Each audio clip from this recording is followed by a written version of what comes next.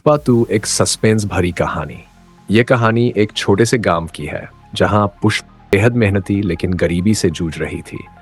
उसका एक सपना था, फिल्म बनाना। गांव में रहते हुए उसने बचपन से ही फिल्में देखने और कहानियां लिखने का शौक पाल लिया था।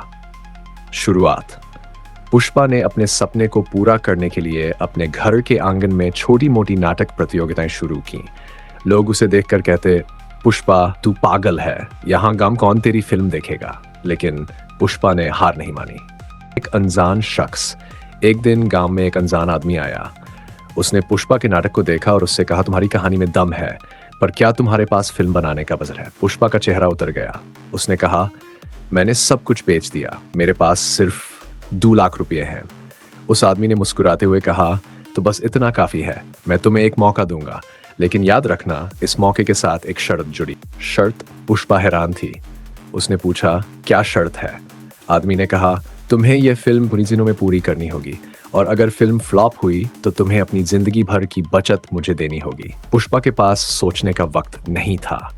उसने चुनौती स्वीकार कर ली। सस्पेंस का मोड की शूटिंग शुरू हुई। गांव वाले हंसते और मजाक उड़ाते थे, लेकिन पुष्पा ने अपनी मेहनत से सबका दिल जीत लिया।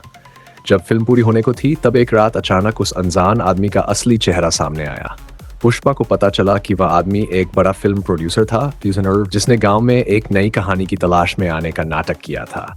उसकी योजना थी कि अगर पुष्पा की फिल्म हिट हुई तो वह इसका सारा क्रेडिट लेगा, और अगर फ्लॉप हुई तो पुष्पा बर्बाद हो। पुष्पा ने यह सच्चाई जानने के बाद एक चाल चली। उसने अपनी फिल्म के अंत में एक सीन जोड़ा जिसमें उस आदमी के झूठ का पर्दाफाश किया गया।